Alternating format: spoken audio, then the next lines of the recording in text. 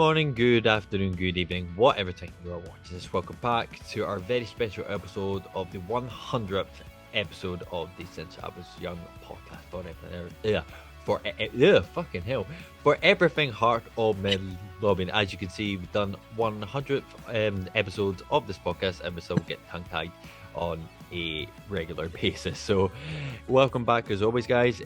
From myself and Alan, we do hope you are good and well. We're not going to make a huge deal about it. Bloody hell. We're not going to make a big deal about this. Clearly not. We're not going to make a huge deal out of this because obviously, every week, we're thanking you guys, for all your support and for the views and the listens, etc. But it all goes without saying from myself and Alan. It is a massive thank you from us both. Where the podcast stemmed from. Out of COVID, didn't really think even of it, and to this day, we didn't ever imagining doing 100 episodes of anything. I think I can speak for myself and Alan, to get to 100 in anything is an accomplishment in itself. So yeah, guys, here's to the 100th episode, and hopefully 100 more to come. So we do thank you all very, very much. We are going to celebrate that with you guys, with the competition of some sorts. We're kind of just going through the details of what that may be and what it will be for. But we do have something in the pipeline. But as I said, at the start of it, you would think that we are a wee bit more up to date with our sort of organizational skills, but it's not the case. But we will hopefully have something for you possibly this week, but if not, definitely at the start of next week, as we are recording this on a Monday.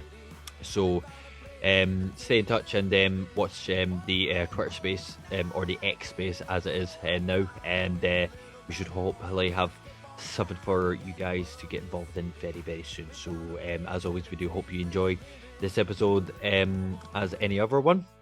And obviously, we didn't do an episode last week, just mainly down to the clash of ties, and the fixture list, for this month. Obviously, the matches have been coming thick and fast, and we shall won't go sort of through bit by bit in terms of the actual matches themselves. Obviously, they've not been in the classics by any amount, but we will brush over them throughout the podcast this afternoon, and we'll go through some headlines as well that have been making headways as well. Obviously, transfer speculations in the actual team itself, new contracts being offered, unrest, I would say, in the Hearts camp, in terms of the fans. Naismith, as always, we talk about him every single week. I'll look ahead to January as well. Obviously, any changes that me and Alan could help, for the second half of the season as well. And we'll look ahead to our next match as well, and all the other matches we have for the month of December. So jam-packed as always, but as always, we do hope you enjoy it as always. And if you want to, as I said at the start, to help us get another 100 episodes more, for those of you who are still here, if you want to subscribe to the podcast via our YouTube, Jesus man, this is going to be a long episode, our YouTube page, please think about subscribing. And if you want to check us out on our social medias as well, please feel free to do so. They're always in the description and in the screen as always. So as always, guys, we do hope you enjoy this. So I'm sure we can get started, Alan, with as I said at the start, the three matches that we've missed throughout last week as well. Obviously our away win to Killy, a 1-0 defeat to Rangers at Tiny, and as we're recording this right now, our defeat away to Pittodrie at the hands of Aberdeen. So obviously, like like as I said, like all the games have a wee classics. Like it was nice to get our away win against the Killie, like as well. Obviously, like as a bonus, like as I said, it was away from home, so they kind of gradually grow that away form is nice to see. Um, but as I said, like the performances haven't really been that convincing as well. Even in the it would like you ended the defeats between Rangers and Aberdeen. Like like we've always said, like if we put up a fight at least, then like we can have our heads held high. But just to kind of go to the most recent defeat, which was against Aberdeen. You know, I guess we can kind of start with the performance, like in general. Like obviously, like we got the first goal in the match early on, but it almost kind of as we got that goal, it almost like it seemed like Aberdeen kind of came in to their own. Like the first half itself was okay, but you know it was a really poor display from both teams. But when we go to the second half, there was nothing there. There was no drive. There was no ambition to go and win the actual game itself. And I think that kind of brings me on, like sort of to my next point, where we've seen Naismith at the start of the season.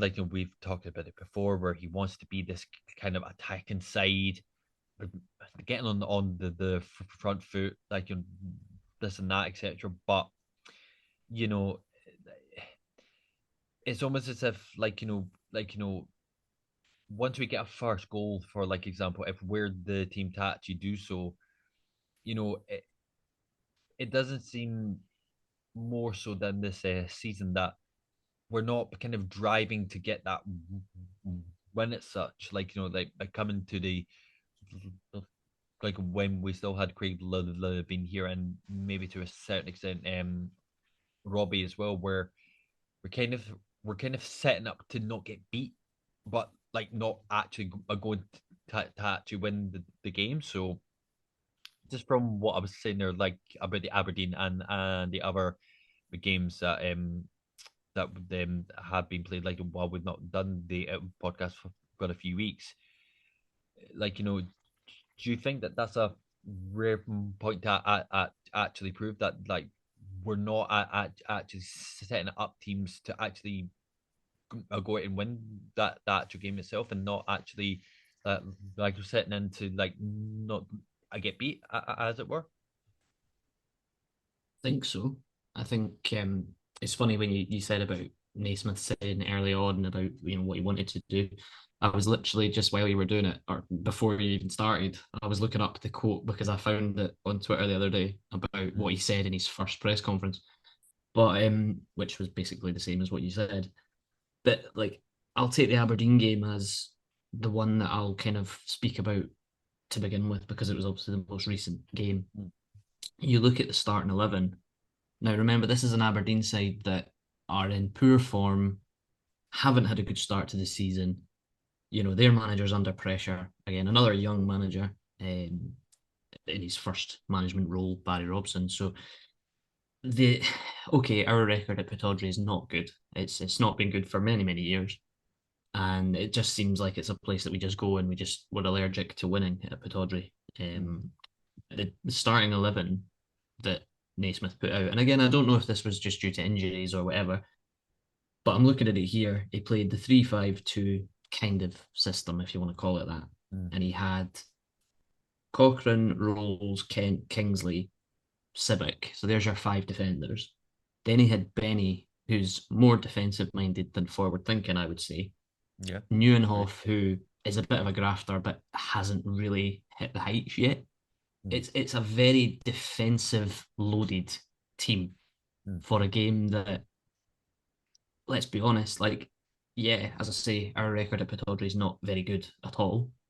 But it was just, I looked at the starting 11 and I thought, he's literally fielding every defender that we have, pretty much, mm. which was obviously not ideal. But obviously we even saw Halkett come off the bench, returning from injury, which is a nice thing. But that's a whole other by the by. Yeah, we've But the thing was, like you said, in that first 20 minutes of the Aberdeen game, we looked good, as we have done in other games this season for the first 20 minutes, and we score in that time. But like you say, we just seem to just go, right, we've got one goal, let's sit on that for a bit. We don't seem to have that sort of intensity to go, right, we've got one, let's stay in control and let's get another one. mm, Let's put this game away. And I'm not saying that we could have had the game won by halftime. I'm not asking for that, but a bit more intensity and a bit more kind of confidence, I think, as well. Just sort of before I give you it back, I found the quote that Naismith said, and it was mm. his first interview with Hearts TV. He said, "The supporters want a team that goes into every game trying to win it, not one that's going to defend and hold out for a draw or a 1-0 lead." Yeah. So, like, You in know, that same sense, what aye, go on. do you know what I mean? No, I was just going to say, I'm probably just going to say exactly the same thing you're about to say. Mm. Where is that?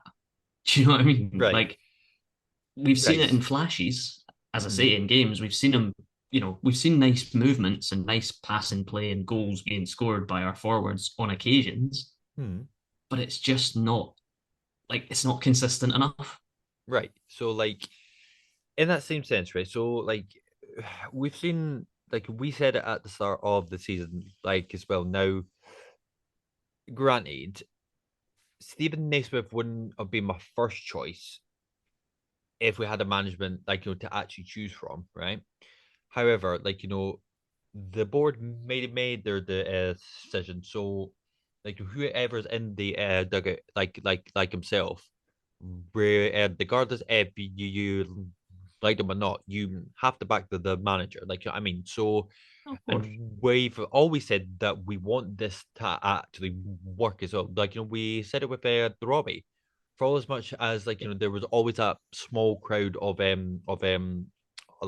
Hearts fans who wanted him out, and we could probably say that there is a large amount of Hearts fans who do want Nazy out, which we'll probably talk about in a second. Where, like, you want this to actually work, but and we've sat here and we praised Stephen Naismith, and we've also, like, had our sort of views about why, like a matchman didn't actually work, but and we can go through the details in it, like, just now. But when I watched one of the post match saying that it wasn't a tactical thing was the reason that we lost the match, I have to say right now, 100% disagree with that.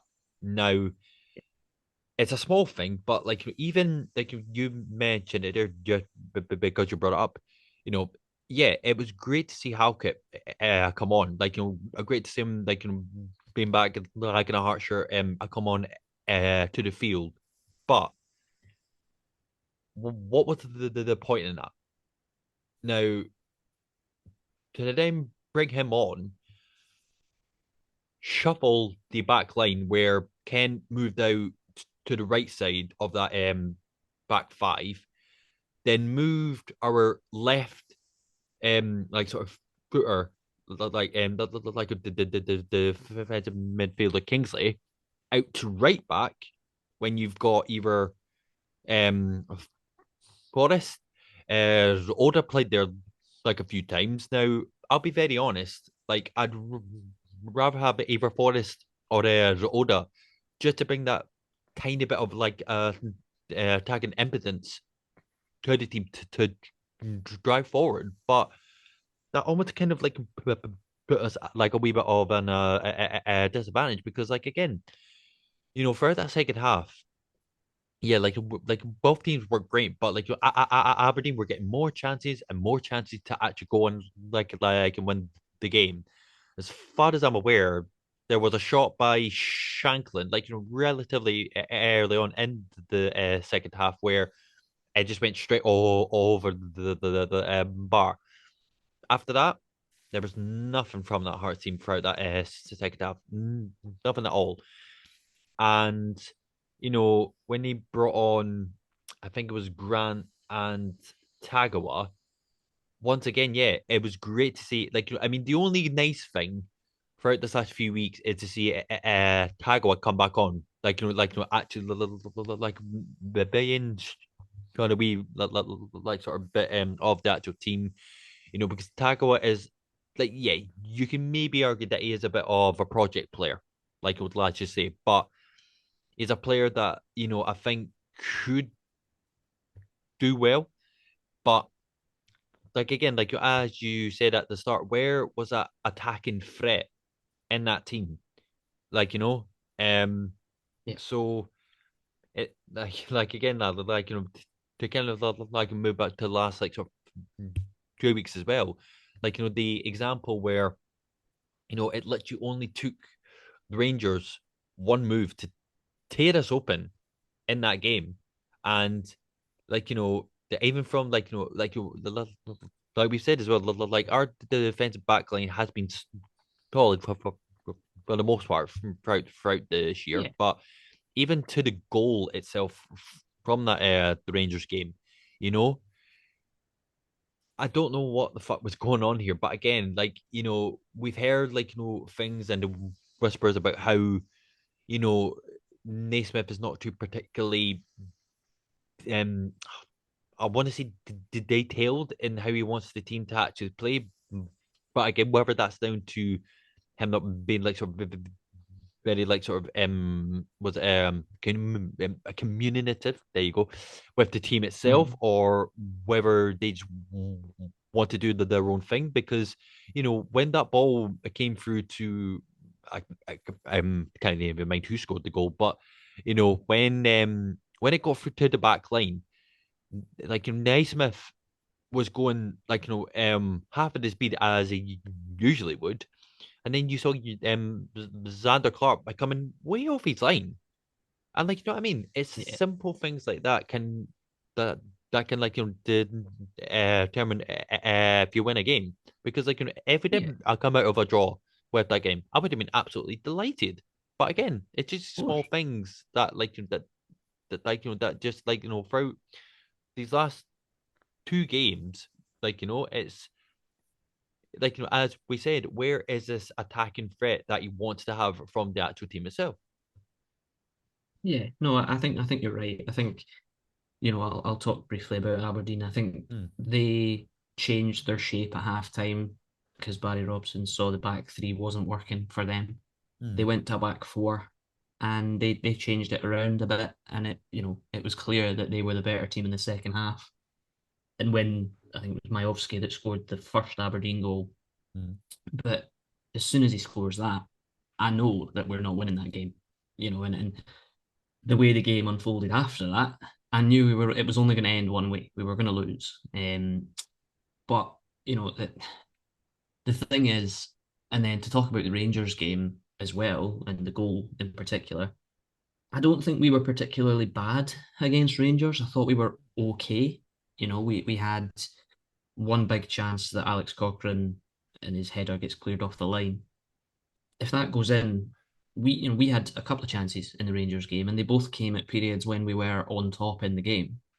So if you take one of those, it changes it. Obviously, I can't help that Cochrane's header gets cleared off the line. Like that's just Mm. it's good Aye, defending. that, I'm not going to sit here and say, oh, Cochrane should score that because he does everything right. He should have it should have been a goal, but and it would have been if not for some good defending. But the Rangers goal, ultimately the goal that decides it, comes from again, I don't know if it's tactical naivety from Naismith. I feel like it maybe is a little bit. I think he's trying to play this high line with the defenders being high up the pitch and Kent kind of taking the ball and moving it forward. And like you can see it, like we've said it for a long time with Hearts, that one of the most frustrating things about Hearts is we play so deep, everybody sits so deep, and it's all camped in our own half, and it's kind of we invite pressure on ourselves. Naismith's clearly looking at it, going, right, let's play a higher line. Let's push defenders forward. Let's do that when we've got the ball and when we're in possession. But also let's press when we don't have it. And good teams can do that because they've got quality players at the top end of the pitch that are able to press and able to go and get the ball. We don't have that. That's the issue. Like the Rangers goal comes, like you say, it gets played out from the goalkeeper to I think it's Tavernier at that Yeah. point.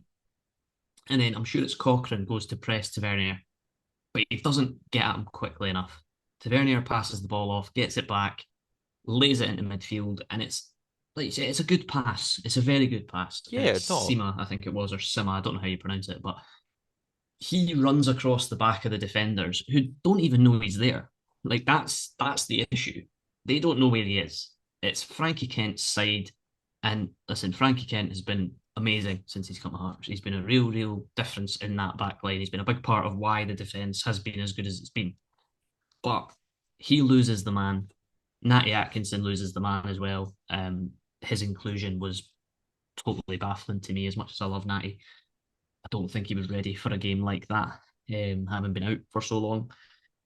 But yeah, they both lose. Sima, he gets in behind, and Xander Clark, to be fair to him, comes off his line because he thinks, right, I'm going to come out and I'm going to mop this up because my defence have missed it.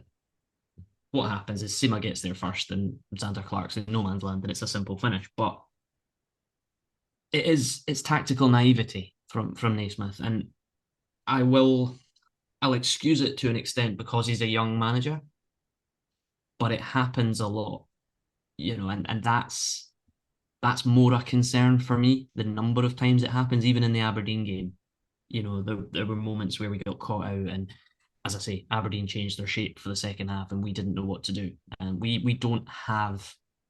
It's it sounds like I'm talking about Robbie Nielsen's time at Hearts again, but we don't have the players to have a plan B.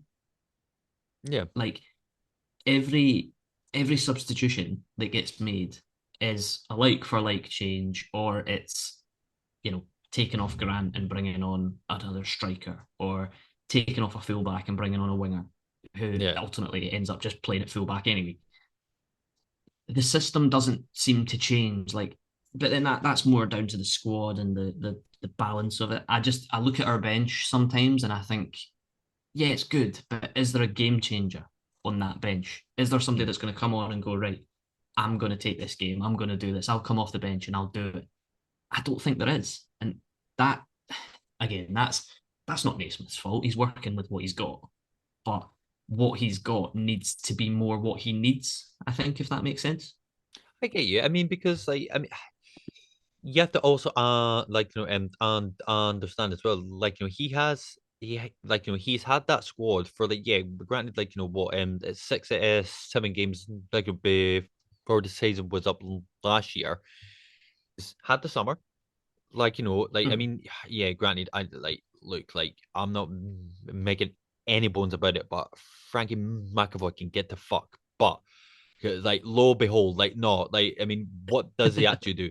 Granted, I'll talk about this a lot, another, as we go on, but they've had the time, they've had the resources, they've brought in the players they want to keep.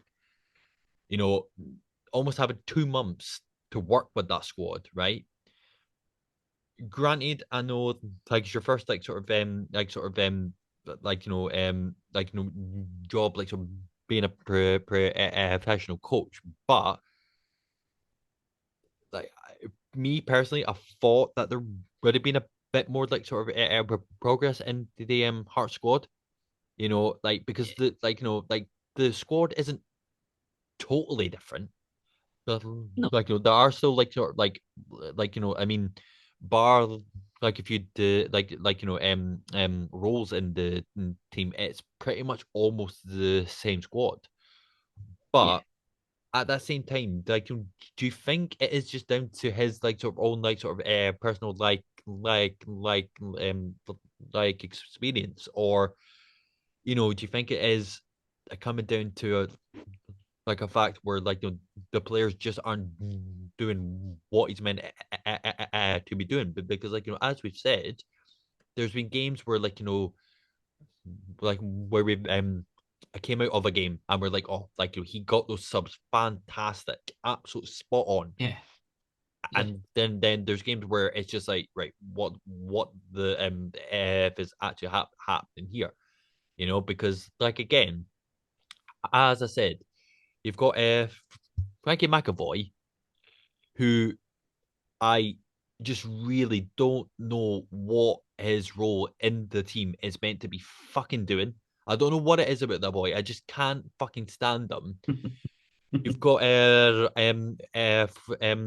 Paulus there as well, which all due respect, because I know he's been there a long time, but like, get yourself somebody new in, get somebody that doesn't know the team, and bringing some new like fresh ideas, because he's yeah, only gonna know how to play one way, like, and that's the Nielsen team of old. So yeah. my next question as well is, because like like it comes to our next thing as well. So if you're to put your like your house on it right now, and I'm saying it right now because this will obviously bring us to our next like sort of topic. How long do you give Naismith to keep going? Because obviously, like we say that, like coaches need time, this and that, but because there's no two ways about it, we need to finish third.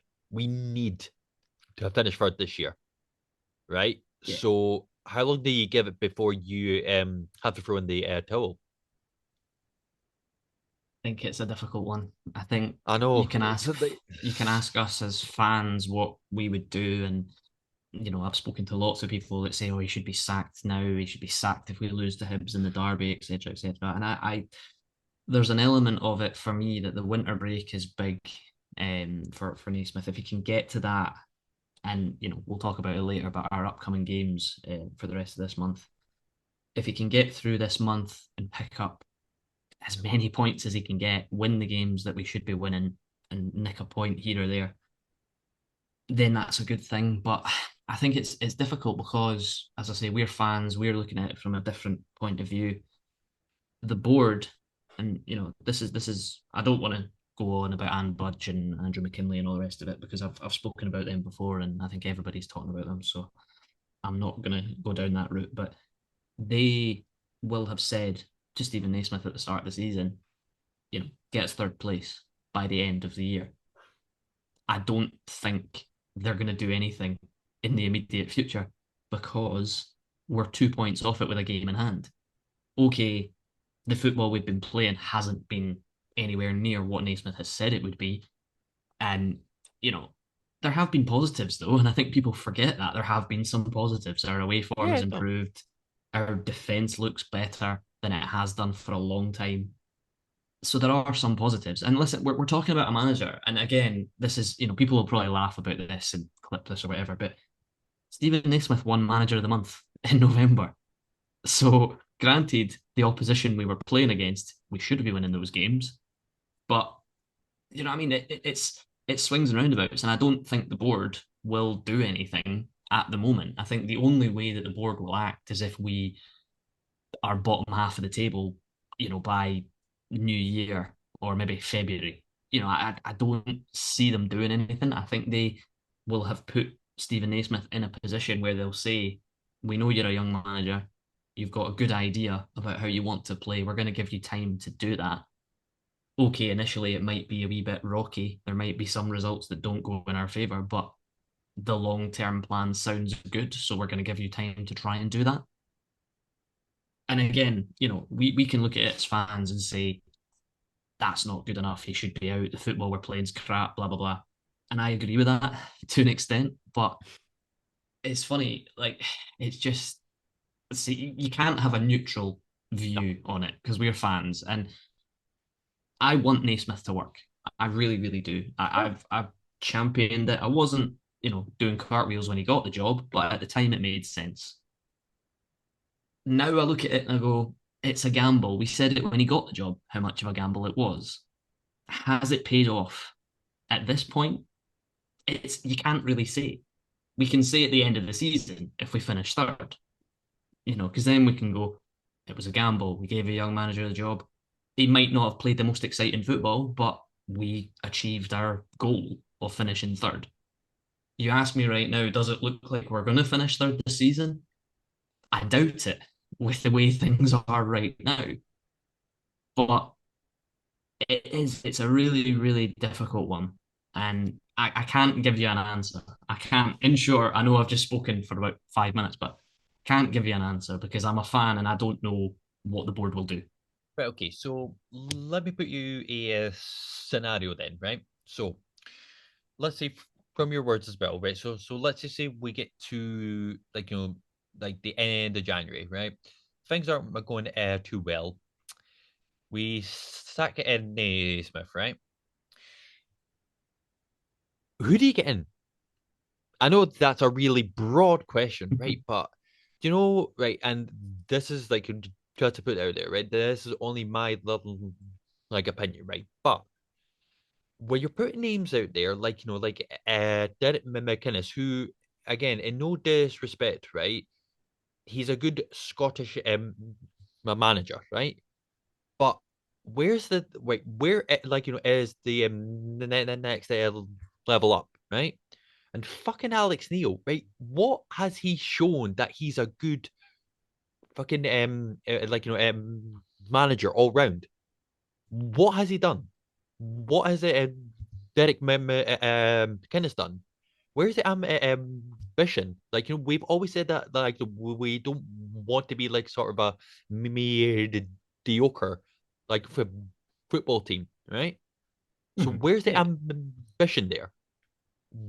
Like, Well, like, where's the thing outside the actual box? Like because yeah, granted, like we tried it with the A in the capital, fucking horse shite, but still, like the ambition was still there like from some form of like train of thought it was there but yeah, to keep going just through all these fucking like like as I said, right? So Alex Neil has done fuck all. Like I don't know like if it's down south, right? He's done nothing, right? yeah. So No, no. once again, where's the ambition there? I think it's a difficult one, and I think like this is the thing that I say like a lot of people that talk about sack Naismith, sack him now, sack him now. You ask them, well, okay, what's the alternative? Right. You know, do like you say, do we go down a route of bringing in a manager from down south that's been okay? Had a not remarkable career, shall we No. say? I think Alex Neil fits into that category. I don't think he's been bad, but I don't think he's been particularly amazing. But if he was, then he wouldn't be out of a job right now. He just got sacked by Stoke the other day, which is why his name seems to have been floating around again. Plus the fact Joe Savage has got him on WhatsApp, so Yeah, that's see, probably what like, people think about as well. And but the difference is like you spoke about Cathro there. I'll throw Daniel Stendel into the right. mix as well. Now, that was a gamble. That was an unknown quantity coming in. He had unusual training methods, and we played a bit of kind of the football that we played was very much risk versus reward, and it was right. We're just going to throw everybody forward, and if we get caught out at the back, well, we get caught out at the back. It was that gegen pressing type of thing Mm, that was, popular back a few years ago when Klopp at Liverpool was doing it, and still is, to be fair. mm. But yeah, it's a really, really difficult one because, as I say, you can ask people, well, okay, you sack Naismith tomorrow, you're in charge of getting a new manager in. Who is it? What do you do? And people say, oh, Derek McInnes. Yeah, Derek McInnes is a good manager. Yeah, I take nothing away from him. He did very, very well at Aberdeen. He got them, he made them hard to beat. He got them consistently third. And that's good. That's what a club outside of the old firm should be looking to do.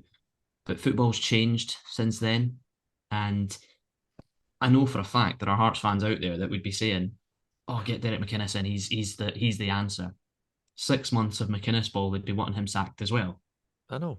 So there's that element of you need to find the balance. And Naismith talking about his philosophy of attacking football and trying to play in the front foot.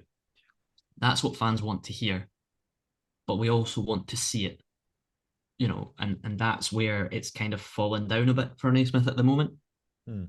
As I said, there have been moments where it's worked, but it's just not been consistent enough. But yeah, the whole thing for me is, and I said it on Twitter or X or whatever the fuck it's called. I think I said it on Threads as well. I've been on social medias a lot because when I'm on night shifts. That's all I do is sit on social media. I do Of work, course. obviously, but I do my job. But I also sit on the socials Questionable, and just but kind of see what's well. I sit on the socials and see what's happening, and it's one of those situations that Naismith is always one defeat or one poor result away from everybody saying this is fucking shite. Get him out, get him out. And again, I'm not championing Stephen Naismith. I'm not putting him on a pedestal saying he's my guy. I'm defending him to the hilt because I'll criticize him when it deserves criticizing. Hmm. But he's spoken about philosophies. He's spoken about attacking football. That doesn't come in overnight. You know, Montgomery at Hibs is another one. He Hmm. came in and spoke about this is how I want to play. This is what we want to do.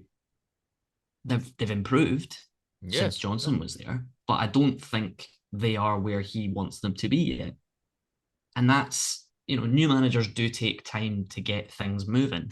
And as I said, there might be some bumps along that road. There might be some things that don't go in your favor, but ultimately, if the end result is success, then it's worth it. But Hmm. it's whether you want to hang in and say, is this going to get success or not? You know, Hmm. and that's the gamble. But Hmm. yeah, I mean, listen, if to go back to your scenario, if Stephen Naismith was sacked tomorrow, I want a proper, robust interview process where managers, because there wouldn't be any shortage of interested parties in the No. Hearts job. We said it when it was available in the summer or before Naismith was given it permanently. The facilities, the city, the stadium, the fan base, the finances, it's there. Hmm. It is there to make a success at Hearts. It is. So there wouldn't be any shortage of interested parties. But I would want a proper, robust interview process. I don't want them coming out in the evening news and saying, yeah, we're having a robust interview process. It's all happening. There's lots of interest. This is great. I don't care about that. Just keep it in house. Like, Hmm. I don't care about names being leaked. I don't want to know about, Cifuentes or whatever. Just do it properly. You know, give the best person the job. Was Stephen Naismith the best person they interviewed for that job? No. Maybe. Maybe from what he was, well, no, but maybe Well, from no, what he was but talking about. maybe. Yeah, he got given the job for reasons, Yeah. okay? But what I would want is a manager that goes into an interview and says, this is my track record, this is how I play, this is what makes that happen. You know, Naismith is a young manager, Lowland League manager. That's his only experience, his Lowland League with the Hearts B team. And that's great to an extent because he knows the club, he knows the young players. That's brilliant. But is that enough to give him the reins long term at Hearts? I don't know if it is. Hmm. But the thing is, like for me, and as I say, get the interview process right and give the best manager the job. Give the one that impresses you the most and has the best CV. If that man is Alex Neil, fair enough. I'll hold my hands up and say, okay, Hmm. Yeah. the No. club Of have course. done their homework. They've interviewed a man. They believe he's the right guy. Maybe Joe Savage has said he's a good lad, and he's given him a glowing reference because he knows him. That's fine. But if they were to do that, if they were to ignore all that and just say, right, Joe, we need a new manager. Who should we get? And he just gets Alex Neil on the phone and goes, got a job for you, pal. I don't want that. It's they have to get it right. And point is, or they would have to get it right if there was a job available. Obviously, we're Aye. talking hypotheticals because Naismith is still in a job, and like I said earlier, I don't think he's going anywhere. But yeah, I don't have the faith in the board, to be quite honest with you. And I know I said earlier I wasn't going to rant about them, and I won't. But I've said this to many people. I wouldn't trust Andrew McKinley and Anne Budge and the Hearts board to run a bath. So, running a football club is an entirely different thing. On a playing side, I have to say that. I have to put that in Yeah, no, because of course. behind the scenes, financially, business wise, Hearts are doing brilliantly. And that's down to the board for getting the investments and all the rest of it. But that needs to then translate to what happens on the pitch. you know, we don't Aye. fans don't go to Tynecastle and fill the stands to go and look at swanky new hotel rooms and all that sort of stuff. Mm. Fans fill the stands to watch the team play. Yeah, yeah. No, no, man, you're absolutely right. And I'm going to stick a pin in that for the time being. We can Yeah. now look at the squad as such. Headlines, probably we've not done in a wee bit. So obviously, I'm probably going to hand this back to you. But obviously, again, there's been a lot of talk of Shankland as well. More specifically from our ex like assistant coach, which I got an absolute tickle from Alan. Basically, like in one of the comments he made was and I quote, lowball Hearts for the Rangers to make a low offer to Hearts for a possible signing of Shankland in January. So even though I did actually like Lily McCulloch, it's a bit of an arsehole for saying that. No. He's a prick. He's a prick. What's he doing? There we go. What is he doing? Like, I know, like it's you get to a point and you just go, just stop, just don't talk. Like, Yeah, there's a reason that Lee McCulloch has to go and sit on these, shows and talk about nonsense because nobody's going to employ him because he's useless. And the only thing he was good at Hearts was putting the cones out. That's it. That was his job. Put the cones out. He didn't do anything else. But this is a whole thing, and again, I won't rant because I said I would, but I'm trying to hold myself together. I know. He's gone on that as a bitter former employee of Heart of Midlothian, and he's said, as an ex-Rangers player, oh, I think they should sign Shankland. I think it's a no-brainer. Yeah, listen, for Rangers, maybe it is. Maybe Shankland is the sort of player that they need. I don't think so, but that's just me. I'm just don't want him to leave. But if Rangers want him, they will pay what Hearts ask them to pay.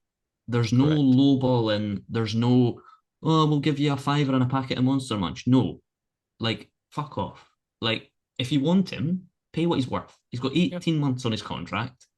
And, this is a whole other conversation. But Aye. yeah, Lee McCulloch, absolute walloper. Opinion best ignored. In the same way that a former player in Robert Snodgrass, when he left Hearts, talked about, oh, one day I'll get my side of the story out. Where is it? Like, Yeah. we've not heard anything about that either. So clearly he was full of shite. And Very much the same as recently, Lee McCulloch. well, like No, I mean, it is interesting as well because he was on an interview with Talksport not too long ago as well. So yeah, yeah. so And there that's you the go. thing. It's bitterness. It's, coming out against a former employee going, oh, I'm not happy with the way that you treated me when I was there, so I'm gonna expose you. Aye. No, you're not. No, you're not. Again, I don't think Robert Snodgrass has a club yet. I could be wrong on that, but I No, don't think he does. you are correct, sir. And Lee McCulloch won't get employed by anyone because he's not. He already said he doesn't want to do management because he knows he's not. He knows he's not up to it. Does he want to go back and be a coach again? Maybe, but would anybody touch him? I don't. Nah. Like, as I say, aside from saving money on the electricity because he'd use his turkey teeth to light the stands, I don't know what else you'd use them for. Yeah, and the whole low ball for Lawrence Shankland is a load of shite, and it just, again, this is the last thing I'll say before we move on to something else. it's a massive indication of Scottish football and the media of Scottish football that there seems to be this agenda that everybody's driving Lawrence Shankland to Rangers already. And it's all over the media. And oh, yeah, no, he should go there. He should go there. He should do that. Or if it makes sense. Why? Why should he go there? Why does he have to go to Rangers? He doesn't have to go to Rangers. It's not written in his contract, or your next move has to be Rangers. But it's trial by media, and it's, oh yeah, we think he should go there, and it's anyway. The media in Scottish football is driven by the two teams at the top of it, and it pisses me off. If Lawrence Fantastic. Shankland has ambition, if Lawrence Shankland has ambition and wants to go to Rangers and make money and score goals at Rangers and probably play for Scotland, I'll applaud him. I'll say, do you know what? Fair enough. That's what you want to do. That's fine. But it's the same as always. I would rather, and again, this kind of talks about what we'll probably talk about soon. I would rather keep Lauren Shankland through January because I worry for us if Shankland Mm, goes in January. You know, he's been the goal scorer. You know, of if course. he goes in January, our forward line that's already disjointed and not doing anything gets worse. So I would rather he stays in January and goes in the summer, but Mm. we might not get as much money for him in the summer as we would in January. So it's a catch 22. Absolutely, and most likely we will talk about this next week as the January transfer window moves on. Um, Moving on, we do have like kind of semi like some good news as well. As we said at the start, we saw Halka come back in to the squad after a long time. As I read, I believe it was, I think it was Joe Sked, I think it was this morning, where both Halkett and Benny have been offered new contracts, as it were. Um, there was a thing I read as well, like because there has been a lot of debate whether offering Halkett a new contract is a good idea because I think it's kind of been. I mean, I'm going to say straight up, I think it is a good idea. I think it's kind of been I think it's kind of been misrepresented where like apparently like he's been in like and out of like a treatment room, like he's been riddled with that like with injuries as well, where like I think that's been misled a little bit, where like he's had a really serious injury which Yeah. kept him out for like for over a year. So I think that's Mm, I personally think that's kind of a bit unfair. of And course. when it comes Benny, well, like he's like I got him back to doing what he does best, and that is like retrieving the ball and Yeah. like in like in like and creating chances in the middle of the park. So I think the contract offers, I guess you could say, makes sense, no? Of course they do. Of course they do. We saw Liam Boyce sign a new extension to his contract in the last couple of weeks, which was a massive one for me as well. As a guy Yeah. that's a lot of experience and obviously a very important player and somebody that we should be looking to keep, even if it's just for another couple of years. I just quickly got the list up of players whose contracts are running out, and Halkett and Benny, like Benny's back from his injury. Yeah, he's had some games recently where he's not been fully at it, but what do you expect from a guy that's been out for as long as he had? And I think as well, Benny is in the engine room of that midfield, Right. and he has to cover a lot of ground. He has to do a lot of hard graft. So unless he's fully 100% sharp and ready to go, Mm. he will have games where he's maybe slightly off it because he's been off for so long. Boyce was off for a long time, but Boyce plays in an area of the pitch where he's further forward. He can drift around. The ball doesn't always get to him. He finds the space. And that's why when Boyce has come back from injury, nobody's talked about him having a dip in form because he hasn't. You No. know, Halkett is a huge, huge part of our defence. But again, it's those that say, "Oh, it's a gamble giving him a new contract," blah blah blah. Those are the same people that love Frankie Kent, and I get it. I love Frankie Kent, Yeah. but I love Halkett. I love Halkett as well. And if Craig Halkett comes back and shows anything like the player he was before, a new contract is a no-brainer. Like, looking at the other options, and I'll just quickly rattle through them. We don't have to talk about them, but we'll rattle through them Okay. anyway. There's Craig Gordon, obviously. His contract's Keep, up at the end of the season, but keep, of keep. course, yeah, of course. Michael McGovern, he can go for me. Yeah. Um, I'll skip over one because I feel like you'll have a meltdown.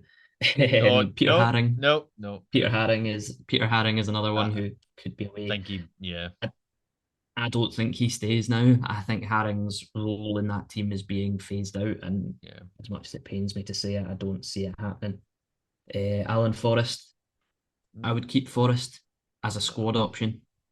I would. Maybe. I think Yeah. Forrest is dependable. Don't slander Forrestinho, mate. The guy is my goat. Don't slander him. I want him to stay. I'm not slandering. Um, I'm just saying. Maybe. I mean, we can well, go through let's crowd let's let's and talk about. we can go through the and the fucking was it Paladidor if you want to, mate. That was the reason I Absolutely. left his If you name want to to go through the last. hat, oh, thanks for that, man. Fucking good friend. Nah, personally, No, listen, mate. Look, Alan Forrest gets a new contract for me because he scored an absolute raker against Hibs, and that's enough for me. Andy Halliday, I don't nah, see him like no, here. no, no, no, no. I have to be honest as well. Like, I mean, I think like he's not like even as a squad option. Like clearly Naismith thinks that he's not got a particularly good role. Sorry, good role. He's not got a role in the actual team as well. Yeah, So yeah, like if it means him going to like a bottom six side where he could probably still do a job, then yeah, absolutely. absolutely, Yeah, no, I think, like I say, the list of names that we rattled off there, Aye. Halkett and Benny are the two that I look at and go, they should be the most urgent ones to do. Like, it make Shanklin, get to fuck. Shanklin would well, take a yeah, million percent. I mean, if Shanklin feels like signing a new contract, that would be amazing. But I just don't see it, Everybody else can leave. unfortunately. If we get Shanklin in there at the Gordon, everybody else can fuck off. Not a problem. Aye, that's fair. That's fair. But no, just to kind of move it on to like another thing that we'll probably touch on in terms of the signings that we made in the summer, and I had a bit of a conversation with some people. What what's your opinion on Kenneth Vargas? And I'll throw Tagawa in there as well, although Tagawa hasn't played a lot of football because he's been injured and had knocks and stuff. What do you think? Because I have my opinions and people know what I'm going to say, so I'm throwing it to you. Yeah.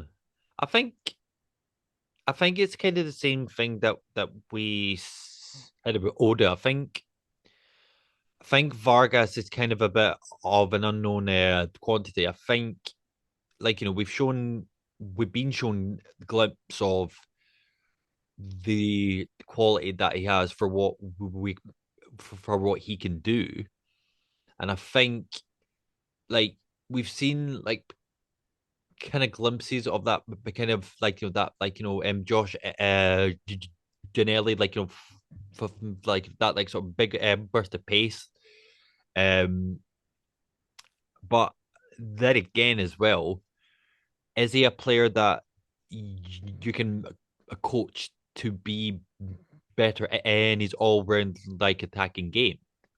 I don't know.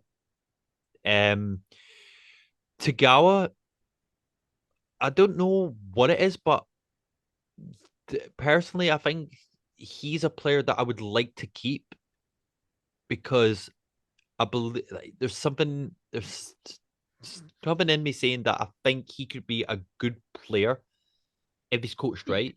Because like it was the same again as well with Oda. Like when we brought him in, we had no idea what he could do, but Yeah, we've obviously got a broader like sort of spectrum like of what he can do, and I think like in like sort of certain circumstances, like I think he can play a role in that squad as well. But yeah, like for Vargas, honestly, I don't know. like as I said, I think he's a bit of an unknown sort of quantity. I mean, I don't really need to say what's your like sort of like opinion on it, but like I mean, you can share it anyways. I just think that, like, for me, and again, people that have listened to this for a long time know how much I loved Gino and his ability and his, when he was on it, he was a difference maker. Like I said earlier, we don't really have many of them right now. Vargas, 14 appearances, one goal. Now, he's a young kid, 21 years old, different side of the world, settling in and all the rest of it. I get that. I totally get it. And I'm not writing him off. I'm not saying I don't want him, but I need to see more. I need to see more consistency. The good thing, or you could say good thing, the thing with Vargas that makes me go, okay, I'll kind of tolerate it, is that it's a loan. Yeah, If it doesn't work, he goes back home. If the club look at him and say at the end of the season, say, do you know what, your output's not been what we'd hoped it would be, we'll send you away. Like yeah. that. I'm not saying that'll happen because I feel like the club will probably sign him. To be honest, but yeah, I've yet to really be wowed by him. I think he tries too hard sometimes, and he's clearly got ability, Mm. but it's just a case of showing it. And like with Tagawa, it's funny you said about coaching him. If only his manager was a former striker that scored goals at every club he played at and knew how to play as a forward. That's a funny one, isn't it? It's just, yeah. Again, I like Tagawa. I like his movement. I've seen good things, but I'm kind of a wee bit reserved on him because of the fact he's not played anywhere near as much as I'd hoped he would have. But if you're talking about the possibility of Shanklin going in January, those are the options that we have. I don't have faith in them. Obviously, we'd get money for Shanklin, then we'd be able to reinvest it, and we'd have to. But you know, that's the concern that I have.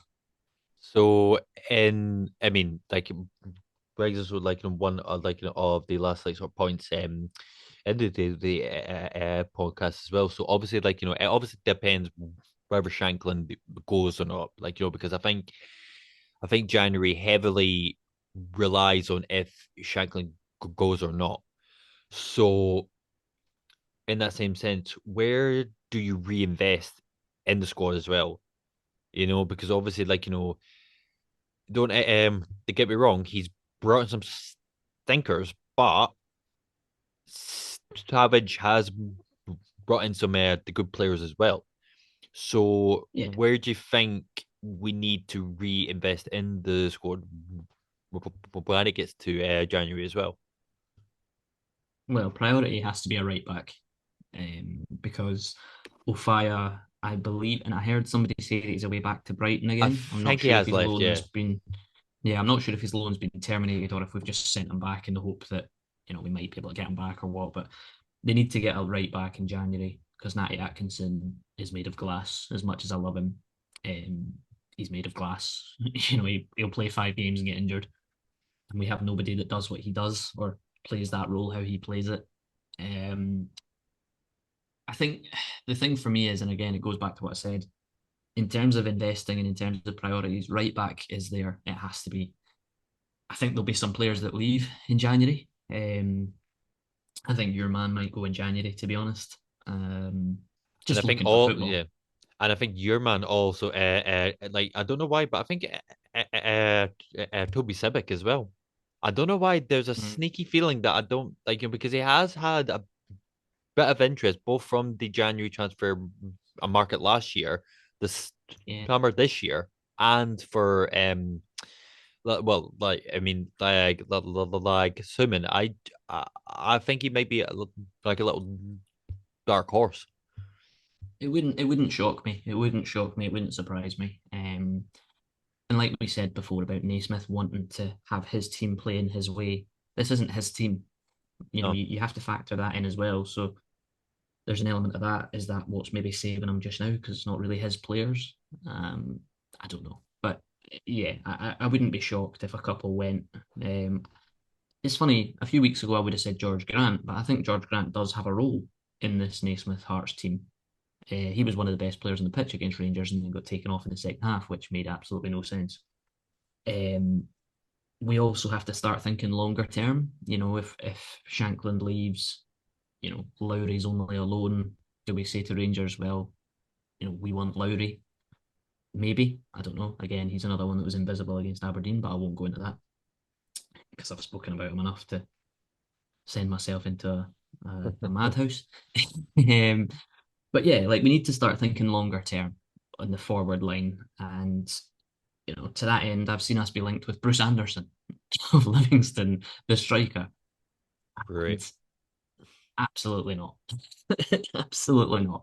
Great. So, it is that way. I hope, again, that if there is money to use in January from sales or whatever, that it's used appropriately because it'll need to be. The team's not balanced enough for the positions that we need, and that's the priority. That has to be balancing the side so that if Naismith is given this whole season, which I believe he will be, he's got to have a team of players that can do what he wants them to do. And I'm not saying the current team can't, but there are some areas that you look at and you go, we need a better player in there. We need a more Stephen Naismith type of player in there, and that's.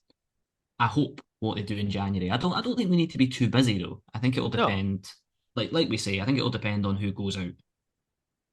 And just to kind of wrap up the podcast as well, like I don't think we need to give a detailed account of the prediction for next game. So I'll make it very quick. Hearts away to Celtic. Alan, what's your thoughts, sir? Don't have any. I don't have I don't any. have any. I don't have any. I don't have any. I can't tell you. I mean, fantastic. I mean, would you dare to make a score prediction, sir? No. Fair enough. Fantastic. Thank you. Brilliant. Can we move on to St Mirren at Tynecastle, please? Can we skip next week? Oh, the joy. Yeah. Yeah. I don't think I've got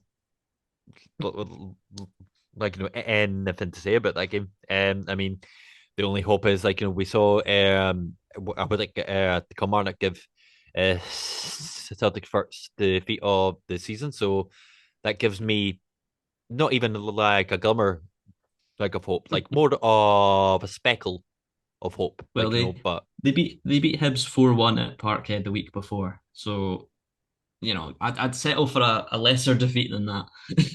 Yeah, 3-1, 4-2, yeah. Fabulous. Well, I think we could call that time on was it on the since I was your podcast. The one thing I will say is that they play midweek against Feyenoord before they play us, so that might give us perhaps a possibility. But yeah, or it could just be a chance to regain their confidence. So oh, don't. I was trying to have a glimmer of hope. But anyways, yeah, I think that brings us to the end of our 100th episode from the Since I Was Young podcast. So, as always, guys, thank you very much for joining us. Here's to 100 more episodes. Obviously, as we said at the start, we will keep you updated on the competition as well. We would love to hear all your thoughts on the subjects that we talked about. We do know that there is a lot of them, but if you think Shankland will go in the January transfer window, do you think Naismith is they're going to leave or be sacked? Sorry, leave? Absolutely not. Be sacked from Hearts if the results don't start to turn. Would you have Alex Neil? Absolutely not. But we would love to hear all your thoughts on that as well.